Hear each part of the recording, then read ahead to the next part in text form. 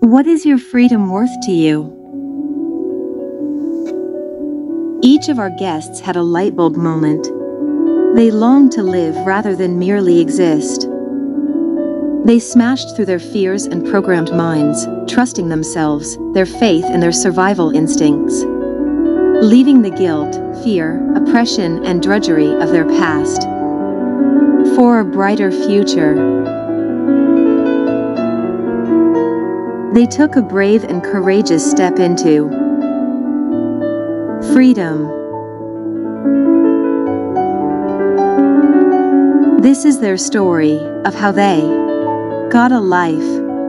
Welcome to Get a Life podcast, X-Cult Conversations. You matter, and so does your story. Good evening, everybody, and welcome to the Get a Life podcast, X-Cult Conversations. I'm here with Anne and Ross, and we're joined by Richard Marsh Jr. and Richard Marsh Sr., who is Richard Marsh Jr.'s uncle. Richard Sr., thank you very much for joining us. Perhaps you could just start right at the beginning and tell us about your life in the Brethren and why you left. I didn't actually leave. I never joined, but I was kicked out. The whole Jim Taylor Jr. separation, not eating with people thing really bubbled up between 1959 and 1961, I think. 1959, I was 15 years old. And so it was a period of 2 years where these crazy meetings, everybody was whispering in corners.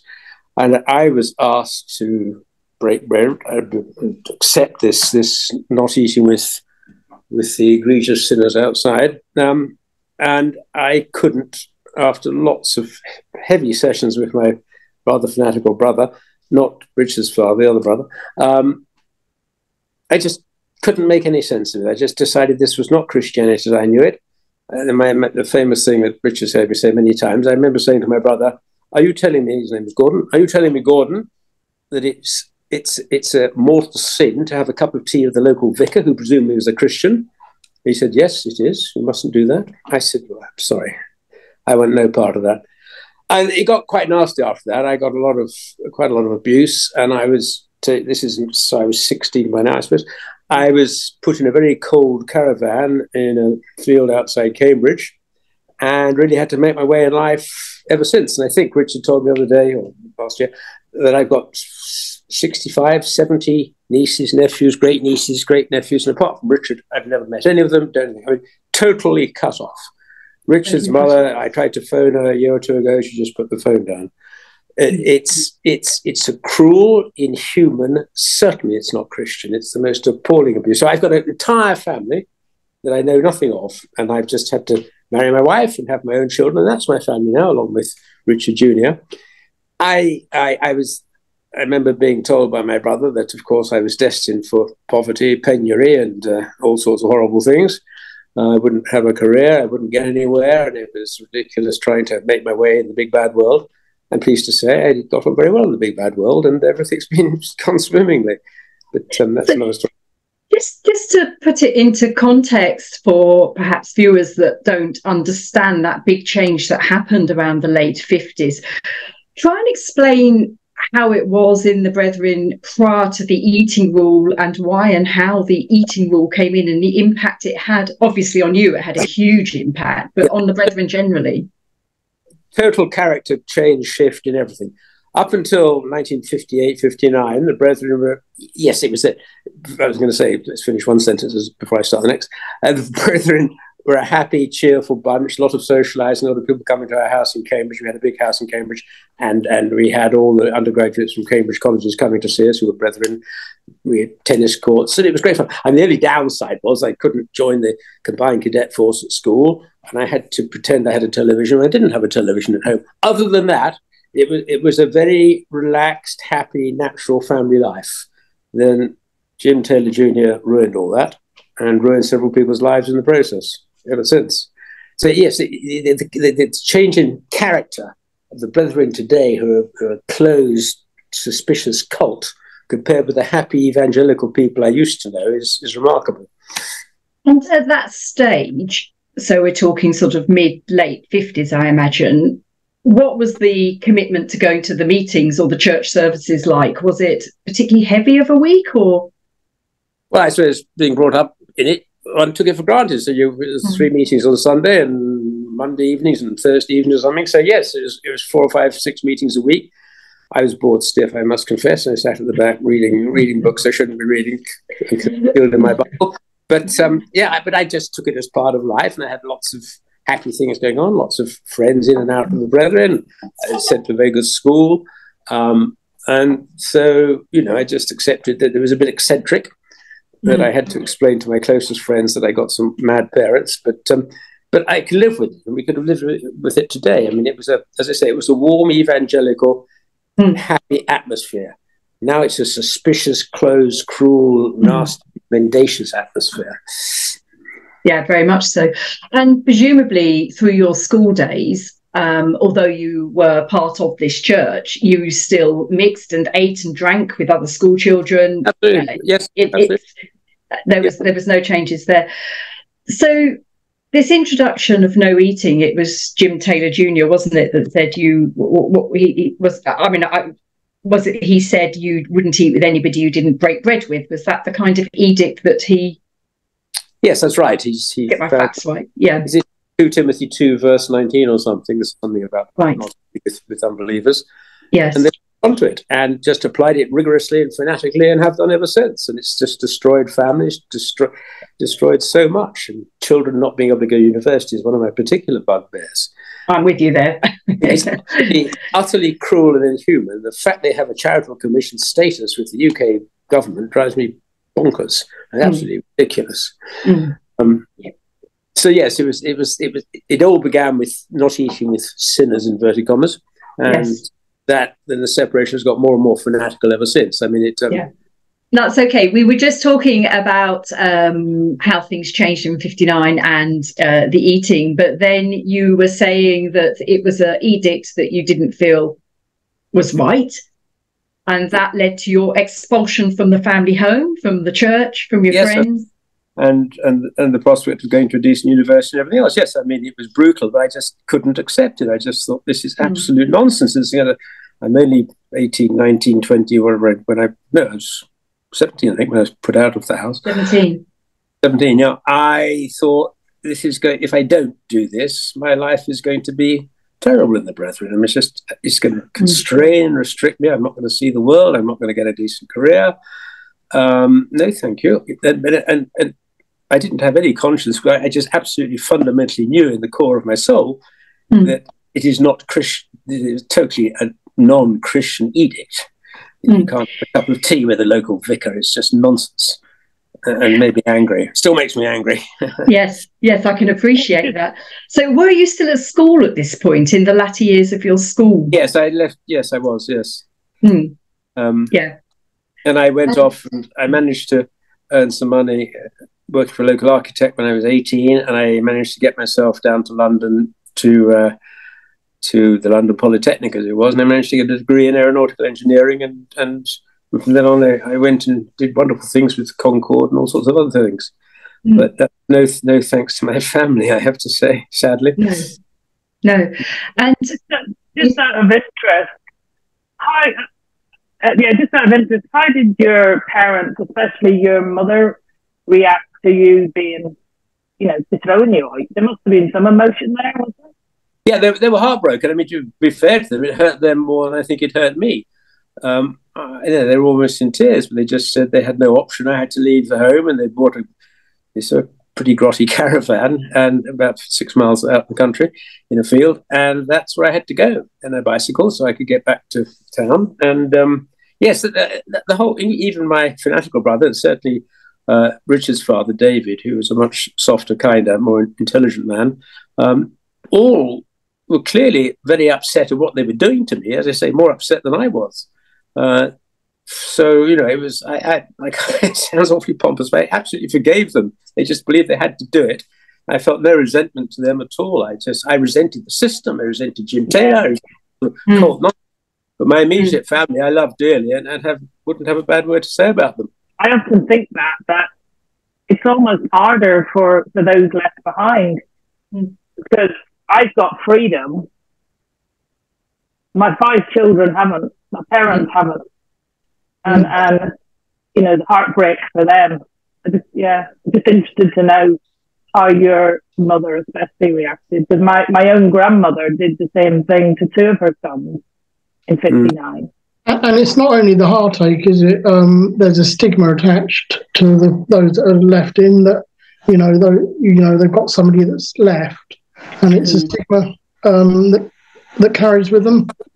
You mean the stigma of those who remain in? Yeah. The stigma of one of their families escaped. They have an errant son.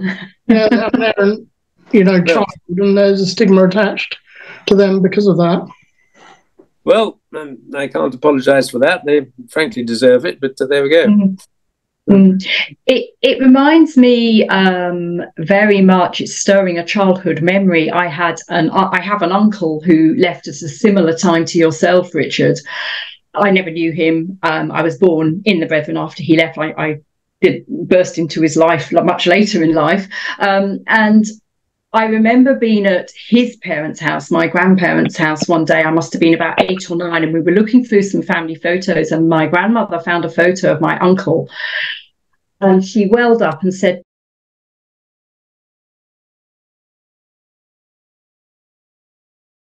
I think that shows them, but that shows how weird their mindset is, isn't it? Yes, doesn't it just? Their mindset is absolutely abnormal. Yes. They do nothing wrong. They're all absolutely right, and anybody who says anything against them is totally wrong. But I mean, it's in the 21st century for families to split up because you don't believe you can have a cup of tea with somebody is unbelievable. But we kind of all accept it. But just think about it. It's the most ridiculous proposition. And I say I've got this 60 or 70 people in Cambridge that I'm never going to see, never will see, and take no interest in me, and frankly I can take no interest in them. They know who they are. And that is meant to be Christianity? If it is, it's just nonsense. Absolutely. It's not a good advert for it, really, is it? It's not a good advert for humanity, let alone Christianity. It's a cult. It's a groupthink cult, and the more you attack it, the more it strengthens its groupthink, and the more they draw together and put barriers around themselves. And how on earth we ever get into them and get the thing to sort of splinter from inside, I have no idea. Richard's doing some very clever things there, but it's very difficult to pick up a cult. I mean, there's so many cults. I mean, Nazism was a cult. With SNP here in Scotland, I oppose bitterly. I don't like the Nazis in Hollywood. That's a cult. I mean, it's frightening. It's a weakness of the human psyche and character that people get these things, believe them completely, and nothing but nothing. All the logic on the planet will not alter them because that's their truth, and their truth is the absolute truth. And it's the only truth. It's the only truth, yeah. It is, of course, rubbish. And it's fascinating because there must be plenty of people still in the Brethren, like Anne's parents, that can remember the times in the 50s, for example. I mean, my mother joined the Brethren in the 50s and said exactly like you, Richard, that it was a happy evangelical church, and she felt very comfortable and very welcome going in as an outsider, sitting down, just being part of the church. And also had to face the change around the sort of 59, 60 time, and then tell her parents that sorry, I can't have anything to do with you anymore, and so on. You wonder how people that can remember that actually manage to reconcile that in their heads, or do they not allow themselves to reconcile it in their heads? Do they just not think like that? Do you mean the Brethren who are in there? The Brethren in there who can perhaps remember a freer time? Yes. Yeah, that's a good question. I think they thought they were all too sloppy, loose, and undisciplined, and they justify it by saying we're now on the right path. We weren't then. We let people in and have cups of tea on the kitchen table. Quite wrong. We were quite wrong, and now we've got it right. Yes. I think you're right. If they think about it at all, one can only imagine that's how they think. Yes. So you left late teens, and you did go on and get yourself well educated and married and had a family and had a happy life, I trust. Yes. And then one day you got a phone call from a member of your family or something, didn't you? Well, my son got it first, saying, "This is Richard Marsh," and my son Jonathan said, "No, you don't sound like my father." And he said, "No, I'm your cousin." And at first, apparently Richard will tell the story, but apparently Richard didn't ring us for a long time because he thought we'd reject him and not speak to him or something. And it was delightful. I met him at Aberdeen Airport a month after the phone call, I suppose. And he just, the dead spit of his father, and, and he thought I was the dead spit of his grandfather. So we did this, and it's been a great joy to us. I pity he's in Canada of all places, but I mean, it's been lovely to have him around. Yeah. And see his family grow. And he was put through unholy hell, if you'll forgive the language, by the brethren. I mean, just the way they withdrew bail on him and chased him, and probably about the, I don't know, Richard will kick me under the table if I'm saying something wrong, but the whole business of putting private detectives on him in Canada and so on and so forth. What were they trying to do to him? I mean, it's very sinister. It's dark and evil, and it worries me a lot. I hope he's free of all that now by exposing what the games they were playing. Of course, that was the best thing to do. It stopped them misbehaving. Yes, by keeping him in the public eye as a measure of protection. That's the only way to protect him, yes. Yeah. So, over the years, I mean, it's obviously been some years now, and you haven't had, apart from Richard, your family in your life. What contact have you had, if any, with your brothers and your parents when they passed away, and what has happened on that vein for you? I gate crashed my parents a couple of times in Cambridge and sort of embarrassed them into letting us in the house. And my brothers came to see us in a hotel once in Cambridge, about 10, 15 years ago. And of course, you may or may not know that both Richard's father and my other brother Gordon died at Christmas, and the brethren made absolutely sure we knew nothing about it, so we couldn't go to the funeral. So yes, it's been very, very, very limited contact over, what is it now, 60 years or something.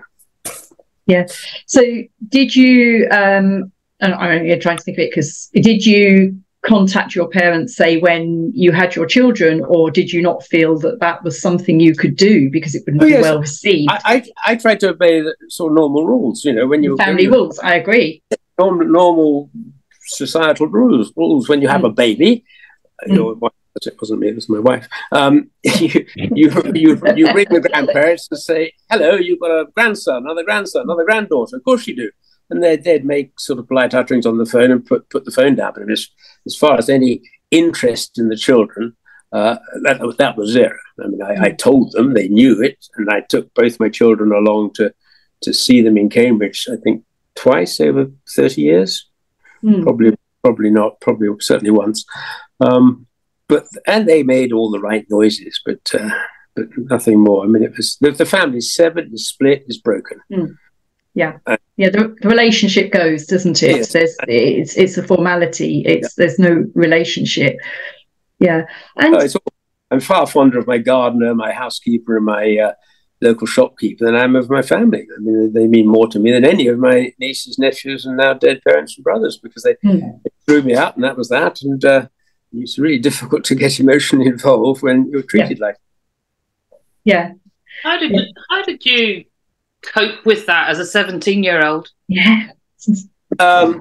I got interested in lots of things, some I shouldn't have done. I girlfriends, going to the pub, going to the cinema, which had been banned. I felt very guilty doing it, but I was jolly well going to do it now.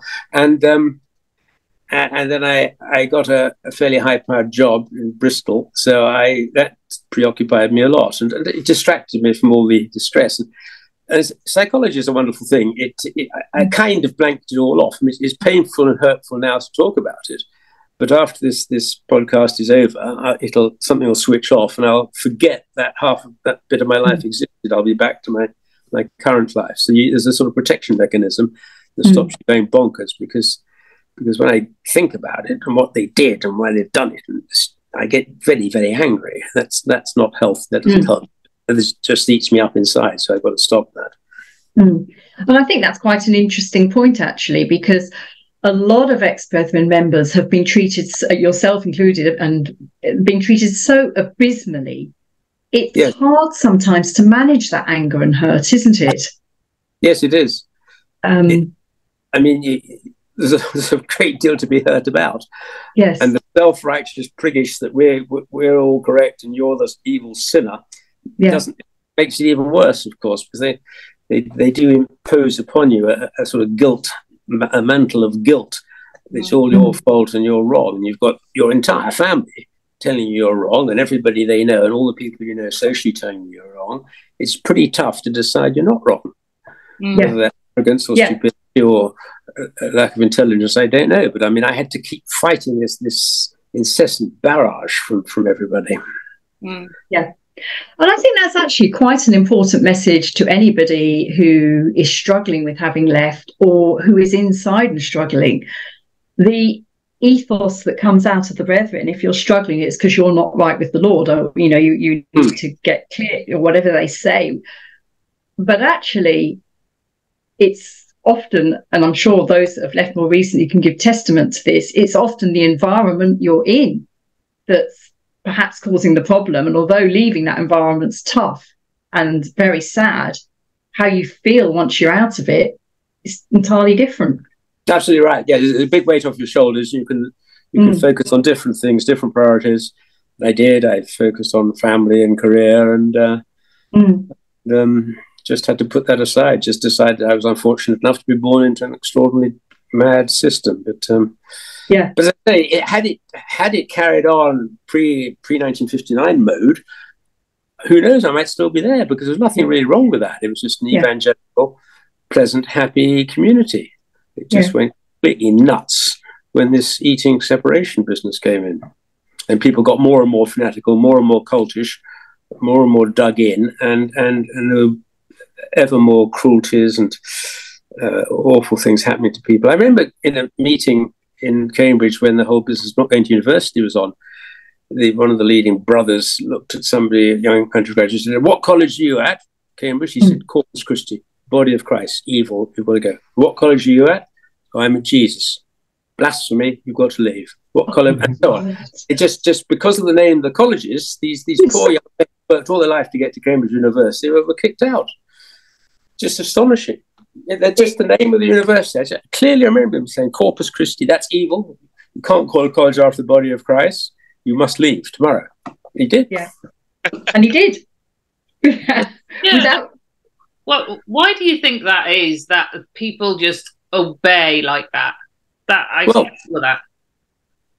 don't understand the psychology of cults, but it is. I mean, why did the Nazis do what the Nazis did? Why did the SNP do what they do? Why does any group do it? It's because their peer group do it, and they think they've got to behave the same way, and they convince themselves that's the ultimate and only truth. And all sorts of hell descends upon us when that happens. So to go back to when you actually sort of voiced that you didn't agree with not eating and drinking with people you wanted to eat and drink with, and you say your parents bought a caravan so that you had to live separately from the rest of the family. How long did that go on for? 3 or 4 years. Oh, God. And then I met my current wife in Cambridge, and she had a flat, so I was able to get rid of the caravan, and we got married shortly afterwards, but about 3 or 4 years. Yeah. And in that 3 or 4 years, what was your relationship with your parents like? I mean, were you still allowed back into the house, or would they? I'm just trying to sort of understand what it was like. I had to go back in to revise for my A-levels or something, and I said, "Look, I've got to come in my bedroom, all my books, and I can't carry on my bicycle out to the caravan." I wasn't allowed in, and lunch was served on the landing outside my door. So I revised for an hour or two. Somebody knocked on the door and said, "Your lunch is here." And they settled off downstairs, and I picked up my lunch from the landing and ate it. And that was it. I mean, it was astonishing. Yeah. As if they would spend eternity in hell opening the door and saying, "Hello, Richard, here's your lunch." Lunch is on the table, come and join us. Yeah, exactly. So just to clarify, if I remember rightly, the caravan initially was in the front of the house. That's right. And then some someone suggested this was compromise and you needed to be further away, which was when they towed it off at a safe 5 miles distance. Is that what happened? I've forgotten that, but you're absolutely right. Yeah, I was still too close. I was on the premises, on the property in a caravan, and some wise guy pointed out that a hardboard wall and a brick wall aren't really very different. So then the caravan was towed away. I mean, how utterly... This is what's utterly astonishing, because we are all ex-members and we know how they think. But to anybody who has never heard of behaviour like that, they would be absolutely jaw-dropped, wouldn't they? That you would do that to your teenage son.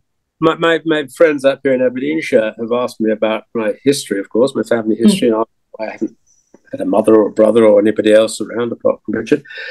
And so I tell them the story openly and honestly, and their jaws do drop. And they say, no, that can't be true. No, that's not, couldn't. And you see, particularly when they knew that my father was a brilliant Cambridge physicist with 2 PhDs, and Richard's father was a brilliant Cambridge physicist, highly, highly intelligent people, not sort of numbskulls, seriously intelligent people, right at the top of the intellectual scale, believe this complete nonsense and put it into action. And that was very difficult for me, that somebody so clever, so that I'm the sick one in the family, that my very clever older brothers and parents could actually believe this. So again, it makes you think, are you right? Have you got this right? I mean, everybody you know and your super well-educated parents all are telling you something, and I just couldn't accept it. But you do go through heartaches and a lot of pain, a lot of misery. Yeah, and it must have taken considerable strength of mind, because it would have been far easier just to have sort of keeled over and said, yeah, I accept I'm wrong, I'll just have to go along with it. But it must have taken considerable strength of mind at the time. Well, it was quite tough at times, yeah. But I just applied my logic to the situation, said, this is not Christian, this is not right, this is going to affect the rest of my life. I'm only 18, 19, 20 years old. If I go along with this, I'm stuck in this nonsense forevermore. I can't do it. I owe it to myself not to accept it, because I don't believe a word of it. And that helps that's what gave me the strength to break away and find my own way in life. Then the other interesting point, obviously your children were not born in the Brethren. They didn't know the system, but they must have realised that they didn't have grandparents on one side of their family. How did they find it once they kind of understood the scenario? Yes, they were very upset by it all, wondering why they couldn't go to Cambridge and see all their cousins and second cousins and grandparents. And I explained it to them, I suppose, when they were young teenagers, or perhaps earlier than that, and certainly through their teenage years. And they came to accept that, I should be kind to them, that I'd done absolutely the right thing, and thanked me for not staying in so they weren't brethren themselves. And you see, my daughter went on to become a urogynecologist. She'd never be able to do that in the Brethren. My son got a brilliant degree in engineering and computing science and uses that all the time. I mean, that annoys me or upsets me, I think, more than anything, is that bright young children like Richard, like mine are fine because I was out, but so many are trapped and limited in life, and their life is chopped off at the age of 16 or whatever it is. And goodness knows what they've been taught at Brethren schools. I don't know whether creationism or something is taught these days. But I mean, there should be a law against this abuse of young people. They should be allowed to go to university. And the fact that families, a religious cult, bans them, I think some politician with some backbone should jolly well do something about that, because it's absolutely wrong. I totally agree. There should be a law against these children being banned from universities. Absolutely.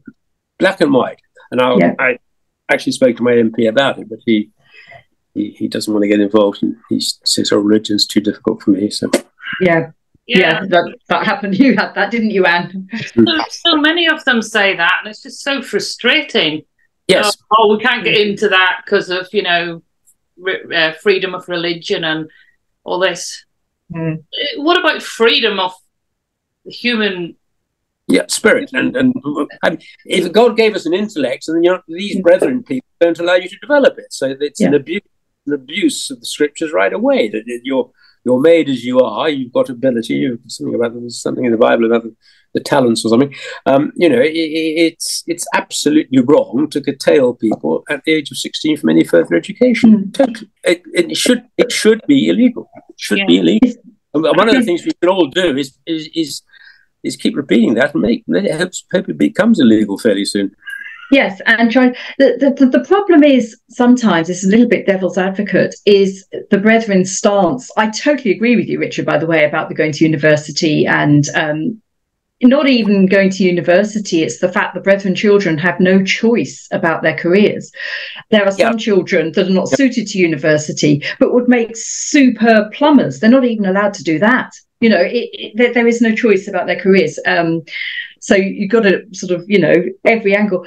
The Brethren's argument to the university bit is that, our children choose not to go to university because they realise. Let's discuss that one for a little bit. Richard Jr., I see you laughing. But that would be their argument, wouldn't it? Richard Jr., yes. Let's ask Richard Jr. because he could certainly got a first-class honours degree in anything he chose to do. So I'm sure he could, yes. Being denied that, Richard Jr., how do you feel about that? Yes, PhD in stirring shit, probably. Yeah. I think you've got that already, Richard.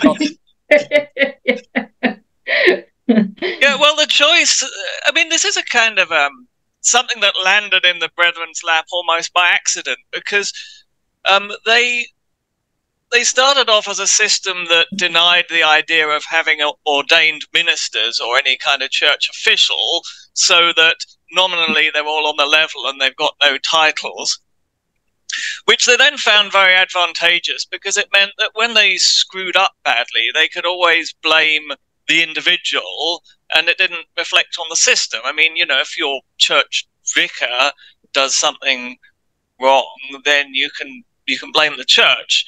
But when it's just this flat system where everyone's nominally or legally just a participant, then it gives them this get out of jail free card. And they use that all the time.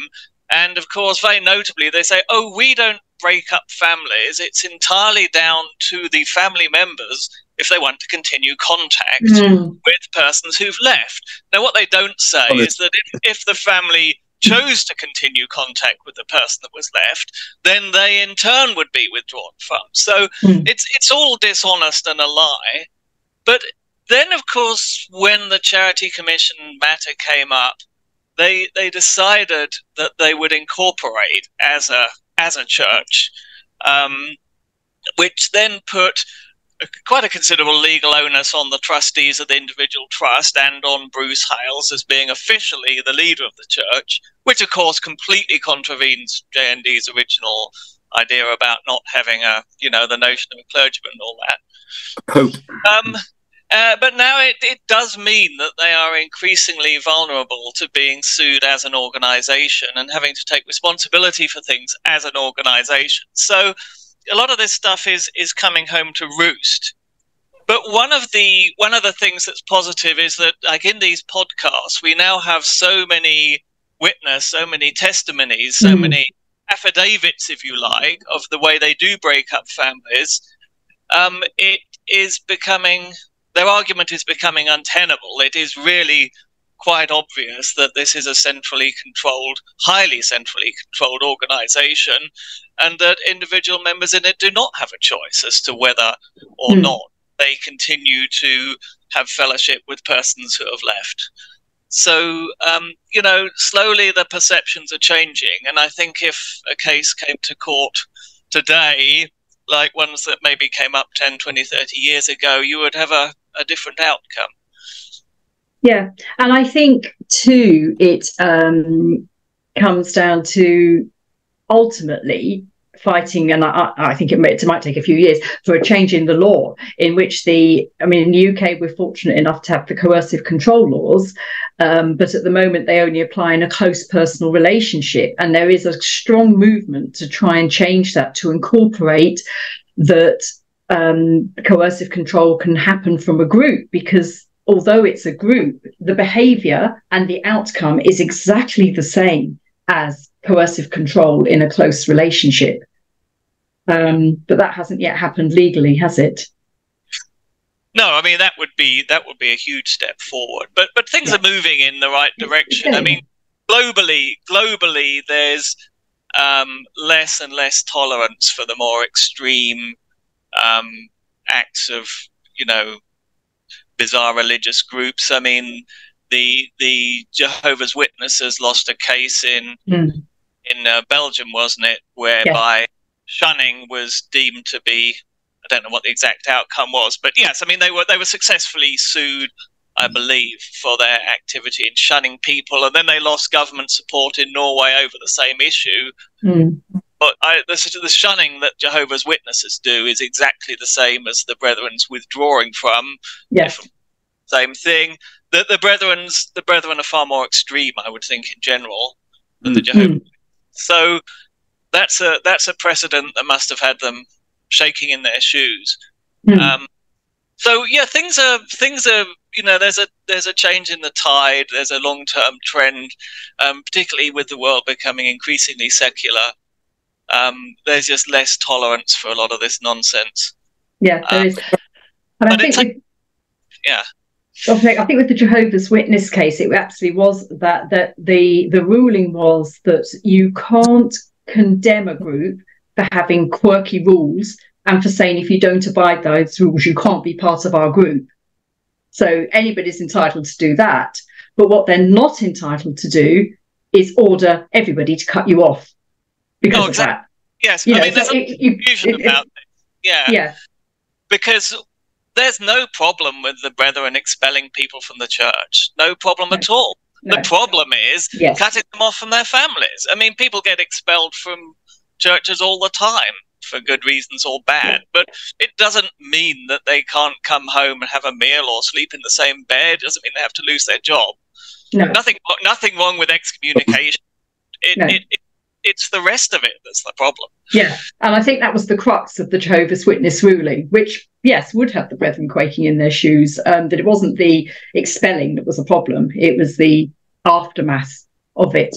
And I think that's probably how we would all feel, you know, it for you, Richard Sr., the fact you didn't agree with a stupid rule they brought in was one thing, and if that meant you couldn't go to their church, so be it. But to lose your family in the way you did is just diabolical, isn't it? I think so, yes, but it's all ancient history now.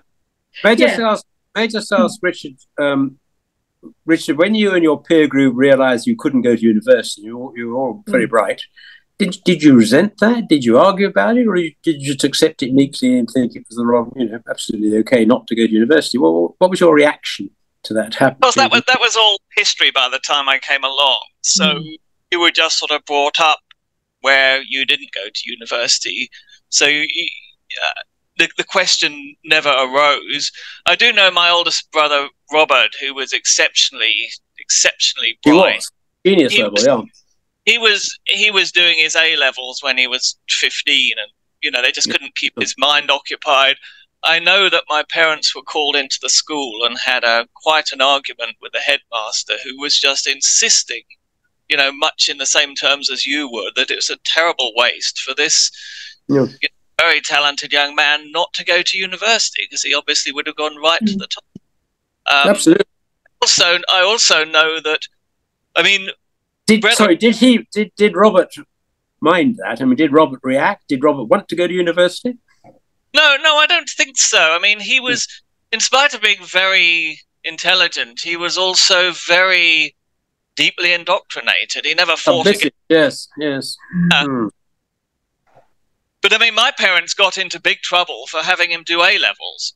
I mean, Roy Norman, who you'll remember, who is also my uncle, he was very upset that Robert was doing A-levels. But I mean, that was the level he was at before. But Roy Norman went to Cambridge, for goodness sake. Well, he did, yes. Yes, the hypocrisy is appalling. And when the edict came up, he literally took his degree and put it in the can and peed on it, because that's what they were urged to do. But I remember when I was a child, I was exploring in the attic of our house, and there was an old earthenware jar right in the corner, and it contained my parents' love letters, which I found very interesting. But it also contained my father's university degree, which showed no signs of water stains. So rather rebelliously concealed it up there, maybe in hopes that the law would change. Good for him.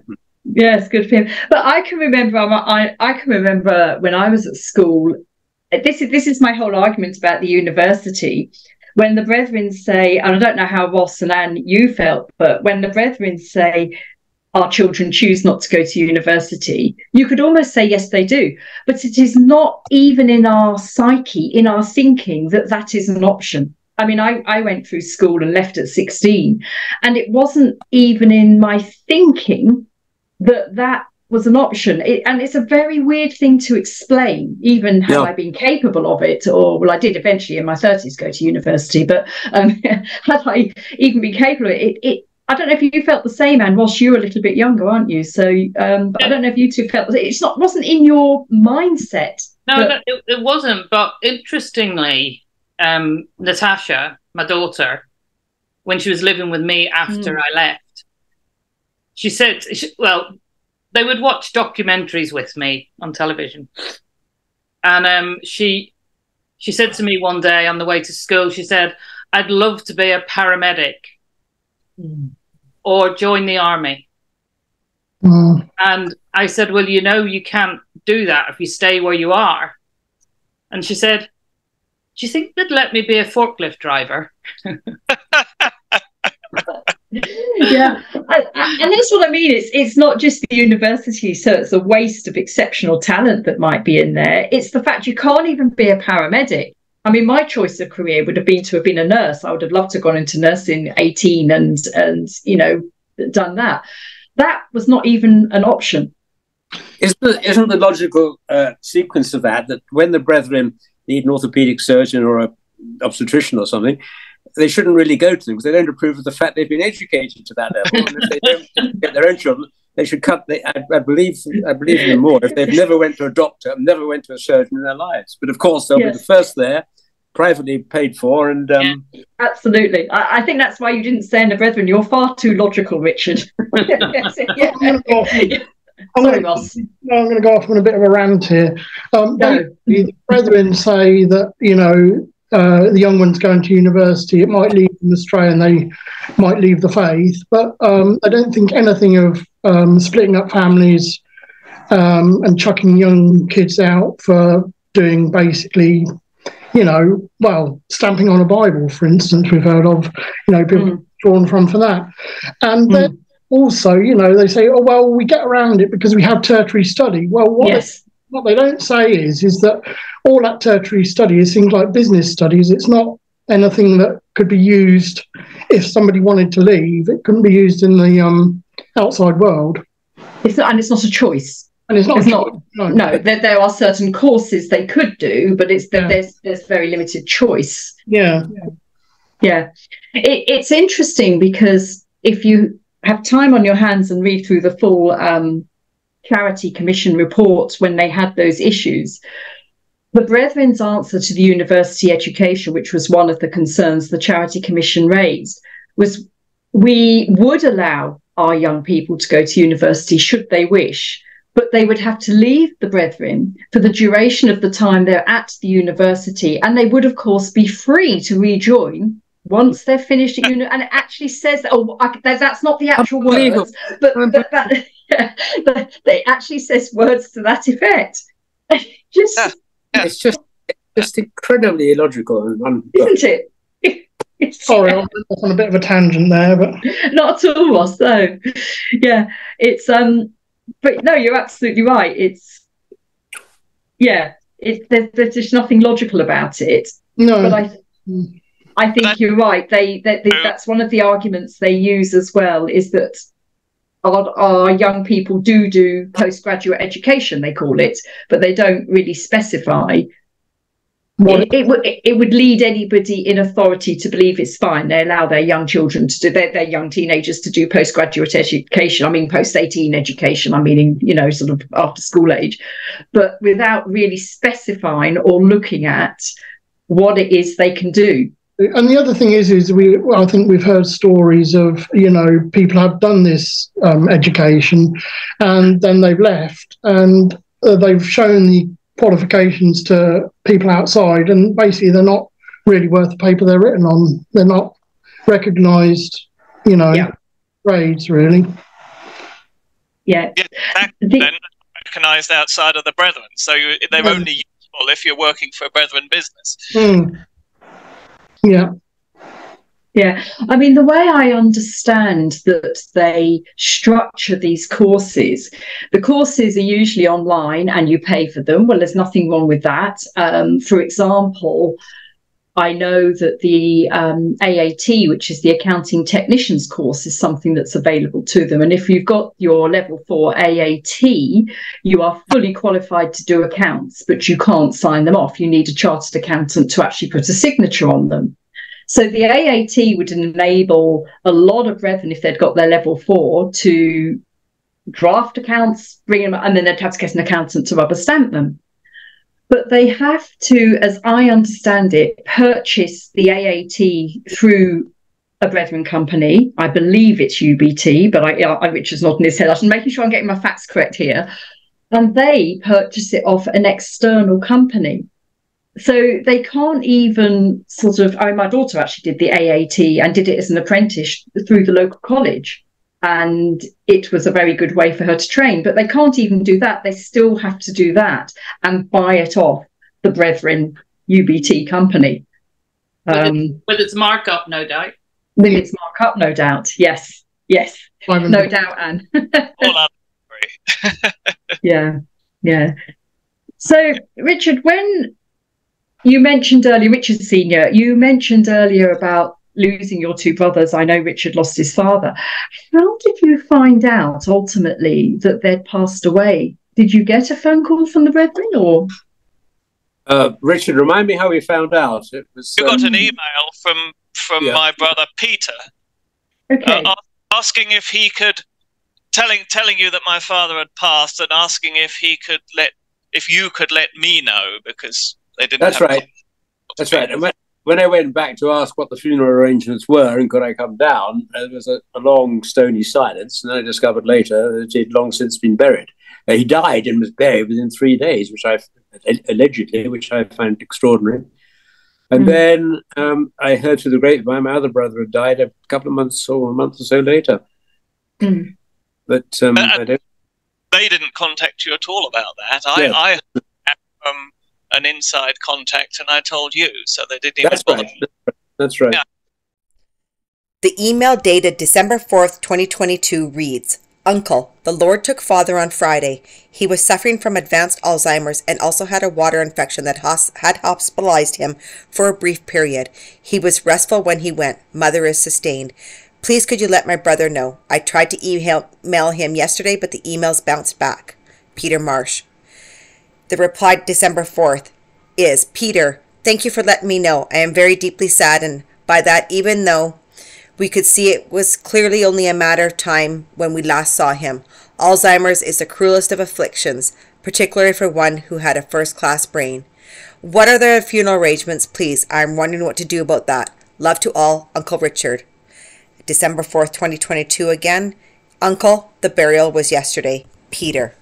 Note the email sent the day after the burial. Yeah. Richard. Sorry, I was just saying, presumably they've been buried in a brethren graveyard as well. Yes. No doubt. There's graveyards around the meeting rooms, are there, Richard, nowadays in Cambridge? Yes, that's right. Yeah, they have their own plot. Yeah. Better not get into the discussion of graveyard. I was just going to say, there was a rather poignant pause there, wasn't there? I was looking at my watch. Yeah. How long have we got? Yeah. So do you feel, Richard Senior, that was a deliberate ploy? They felt they had to tell you because that was the right thing to do, but their timing of telling you was very deliberate.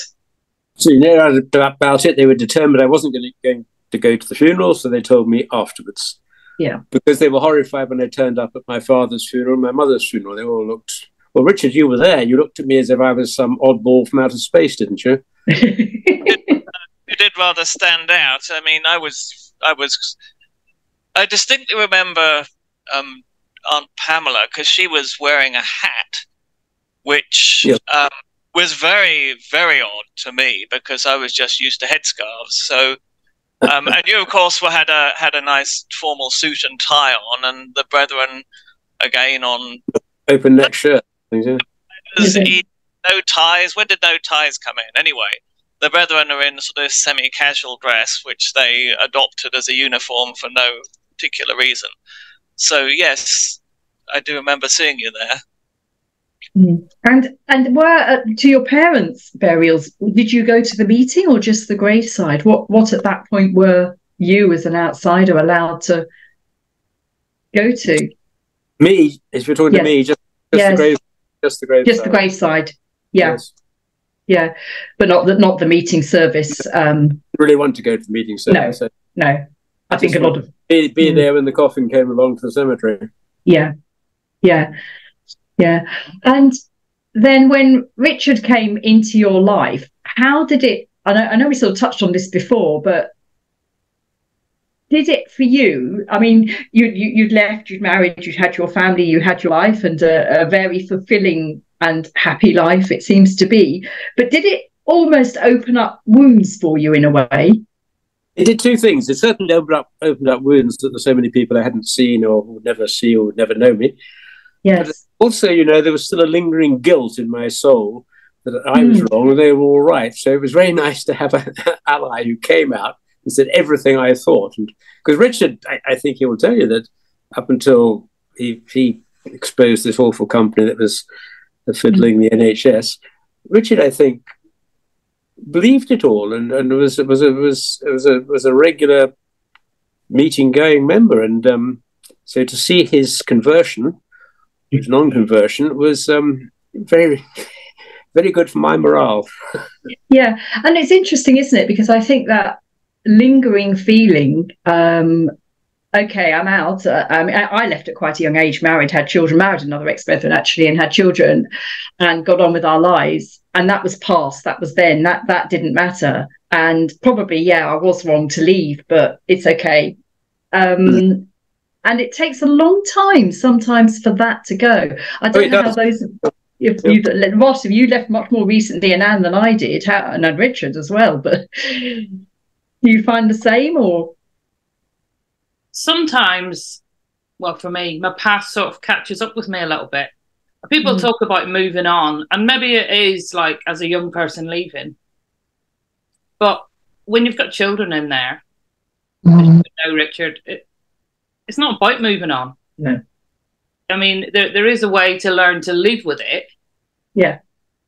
But unless somebody does something, well, for me, it feels like I'm giving up on my kids if I don't do something.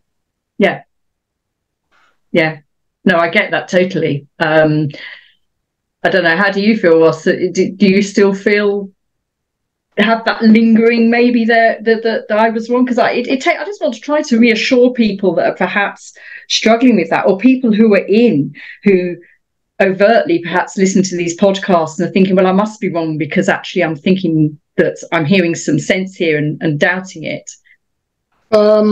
Yeah, I mean, for me, it's the homosexual aspect, really.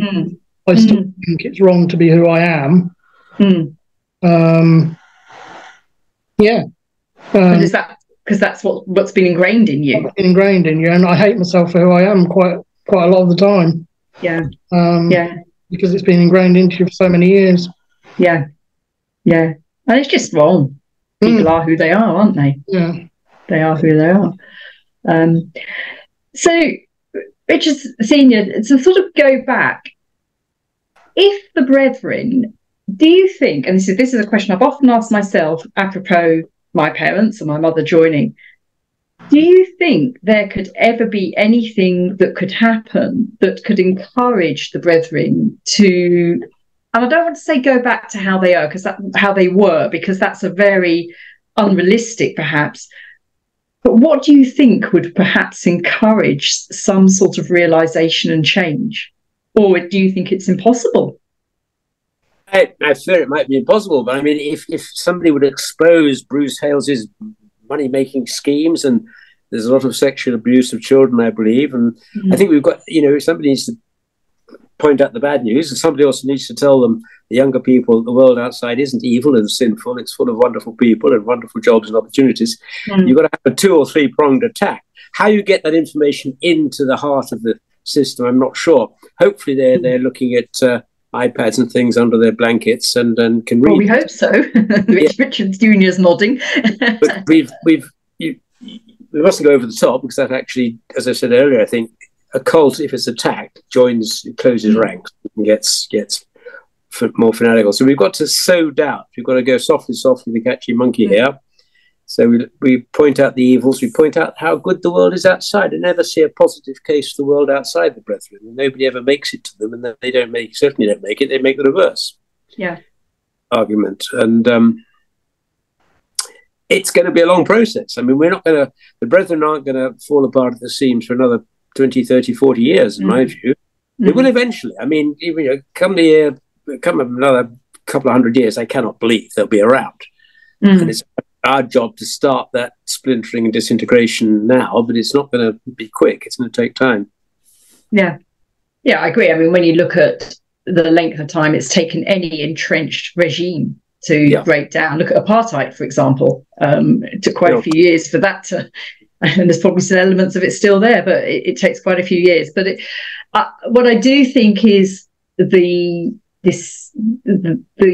surest way to break it down is dissent from within, or showing those within that out here isn't a bad place. And also, I mean, a big testament to the people that have left more recently than I have, like Anne and Ross and Richard, showing people that even though there's been huge heartache, actually you can still smile and you can still have a good life on a day-to-day basis. You don't forget that heartache and the kids, Anne, and your mother, Ross, but you can still have a good life. A much better life, because you and your family can develop full potential, and that's important. And only by developing your full potential do you have any satisfaction in life.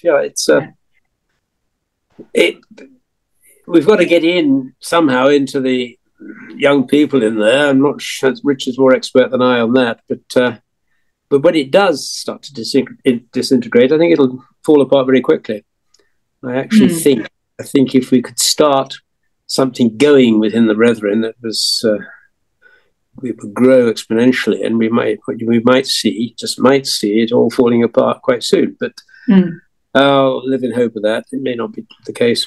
But I think, in a sense, we all do. There's also the slight caveat that if the system disintegrated quickly overnight, I think there would be a lot of casualties, which would be tragic. As in, your parents and people that have invested their whole life, if they suddenly had to realise, I don't know if it'd be possible for some people, which is why I say that if almost you could allow people to say to people, it's actually okay to go to meetings and to break bread in your way and to keep morally, not physically separate from evil, because that's what you claim you do, but you can still see your family that are not in the brethren. It is okay to start behaving like a mainstream church. Yes. If enough could start to do that. It would start to fall apart. What it is now, it would start to fall apart though, wouldn't it? Yeah. It would start to fall apart, because I think the control would go, wouldn't it? But that's almost what you want to happen, but slowly, because you don't want people to suddenly realise that 70 years of their life has been invested in something, and they don't know what to do. They don't know what to do. Well, Richard Senior, thank you very much. It's been very, very interesting talking to you. And for me, what's been, and I think for others, and I hope for our listeners and those inside too, what has been most interesting is perhaps the transition you saw in the late 50s, early 60s that led to your expulsion from the brethren, and how you could see that was going there. I don't think you were the only one at that point. No, brother. I think I was the only one in Cambridge, as far as I remember. So it was. Yeah. It's the best. And I have to tell you, forgive me. It's the best thing I ever did. I mean, as I grew older and had a career and had a family, I just realized how life would have been so limited, so stunted if I'd stayed there. And then Richard appearing in my life was a great joy. So yes, I don't regret a minute of it, but I'm very angry and upset by the behaviour of the brethren. I think it's not Christian. No, totally not Christian. Yeah. Richard Jr., your uncle's very pleased to have you in his life? Well, and that goes both ways. I mean, when he was talking about how it, when we met, it helped him to face up to those lingering doubts. Of course, very much more so for me, because having left the brethren, I was kind of paralyzed as to how I was going to make my way in the world. And, having that father figure there and, practical lived experience of how to go from being dumped in a caravan at 17 to being very successful was very inspiring.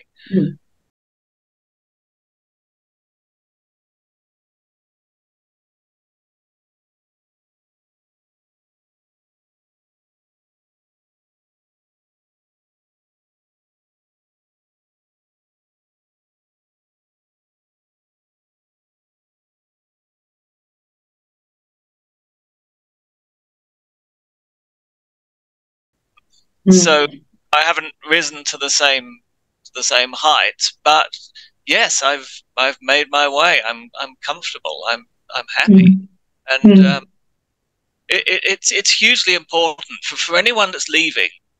You need a mentor. You need a friend. You need someone to guide you along. And I was very lucky to have that. Well, out of interest, Richard Jr., why did you not contact your Uncle Richard immediately? Yeah, that is a good question. It wasn't actually that I thought he would reject me. It was that deeply ingrained inhibition, because you're taught that people who've gone out are especially evil. They, in the brethren kind of hierarchy of humanity, there's the brethren at the top, and then there's worldly Christians who there's something good about them, maybe. And then there's ordinary people who are just dirty. But then there's the people who've left the brethren, particular kind of evil. And, I don't think it was that I consciously thought that. It was just an inhibition. Just like, when you say, when you first go to the cinema, you get that awful guilty feeling. Or when you first eat a meal with non-brethren, you get that guilty feeling. There was just something, I just wasn't ready to take that jump. And it was just that inhibition. So, I apologize, Uncle, for my doubts. But, no, I was that same. I thought that it was just the way we thought, wasn't it? Yeah. Those left were much more evil than the person in the street. I mean, if you're brought up a Muslim and believe that it was a terrible sin to eat pork, and then you converted to a Christian, the first time you eat a piece of bacon, you're still going to feel bad because it's ingrained into your mentality. It's in pain. Yeah. It's interesting, and he didn't end up being bad at all, did he, Richard Jr.? He's a little dubious, but we get on. You bumble along. Very, very dodgy character. Very dodgy. Yeah. But I think you're right. There's probably he was this uncle who you never knew, because I had an uncle who I never knew who had left before I was born, and they were kind of a shadowy. I don't know quite. It's very difficult to explain, isn't it? They were a sort of a shadowy. I don't know. I don't know. Yes, the family ghost. Yeah. Yes, that's a good way to put it. The family ghost. Yeah. Well, I can fully relate to that, because it took me a long time to see how my cousins. Did it? Yeah. Yeah, because I thought, like yourselves, well, it was their dad that left. So again, it's like, oh, he's bad. I can't be in touch with them because he left, sort of thing. Yeah. But it took me probably 4 or 5 years to get in touch with them. Yeah. And I bet when you did, they were quite pleased to hear from you. Yeah, they were really pleased. Yeah. And I think that the last thing I'd want to say is, I think, in a way, the story of Richard Sr. leaving and making his life and just kind of having to forget about the immediate family he left behind, and then suddenly having a member of that family come into his life should give everybody hope. Yeah, I really do. I bet you never thought you would have that close a relative to you, Richard, until Richard Jr. came in. You had your immediate family and your wife's family, but it was wonderful. Thoroughly best thing that ever happened. Yeah, and for him. Well. yeah. So I think that should give others hope. You just never know. You just never know what's going on and what might happen, and when you might suddenly find you've got a family member you did know you have and would love to have back in your life. Absolutely. And they mightn't reach out straight away. No. But give them time. Give them time. I suppose don't push it. Yeah, it's got to be on their time, hasn't it? Which we totally understand. I think we all understand that, don't we? It's ex-members. Boring process. Yeah. Put them in the microwave, 5 minutes at low power. But I wanted to say, Richard Sr., thank you very much, because I do think the story you've told, I don't think a lot has changed. I'm not sure they quite buy caravans now. I think what they do with errant teenagers is put them in an empty house that's owned by some brother who hasn't yet married. Isn't that what they do? So they've upgraded from caravans now, but the principle is just the same. You're errant, you're not agreeing, you cannot. So essentially their behaviour, I don't think, has changed in all those years, just various aspects of it. No, I was unfortunate to get right at the start of it. So, of course, it's affected my entire life from a teenager onwards. But But it's also good to know that you have had a very fulfilling life because you managed to get out so young and have time ahead of you to be able to do those things. But that's why I'm so angry for all the other young people.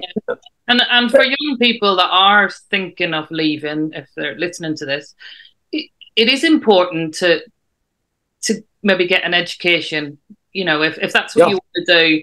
There's many that come out and go off the rails because they don't go and seek out a job, or so it is important to try and get some structure in your life early on, I think. It is. And if any young brethren are listening to this, they're very welcome to talk to me, and I'll tell them about life outside and all the positives. And how good it is. And just on the score of education, I will tell it, because you don't have to be young to get, I went back to university at the grand old age of 33. And the story behind that was, I mentioned that I would quite like to have been a nurse, and it wasn't an option, but I was allowed to get a job as a dental nurse. And as a dental nurse at the age 16, you didn't have to qualify, but there was an option to do an exam and be a qualified dental nurse. And it was an evening class that you did around your full-time job. And I can remember quite clearly, it was free because I was under 18. And I can remember quite clearly saying to my mother, well, I can't do that. It's evenings. I'll miss the Monday night prayer meeting. And my mother's reply was, blow the prayer meeting, you're doing that. Good for her. And if she hadn't done that, I would not have been able to go on and qualify subsequently. So, I'll just say that by way of, to say to young people, it's never too late. You've got to want to do it, and there usually are avenues. But yes, my mother was a bit of a rebel. Good for her. Yes. Richard, thank you very much for your time and for sharing your story with us and for joining us on the podcast. And we'll look forward to keeping in touch. Yes. But, I like seeing the emails that go back and forwards between you all. And yes, thank you very much. Thank you. Thank you, Richard. Keep up the great work. It's a crusade. We must not give up. We must keep at it. Yeah, we will. Thank you. Good for you, Jackie. Thank you. Goodbye, nephew. Goodbye.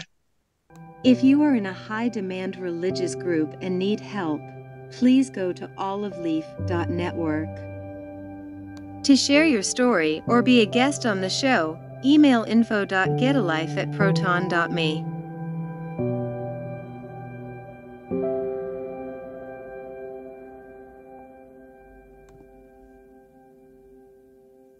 Please remember to like this video, subscribe to Get a Life, and comment.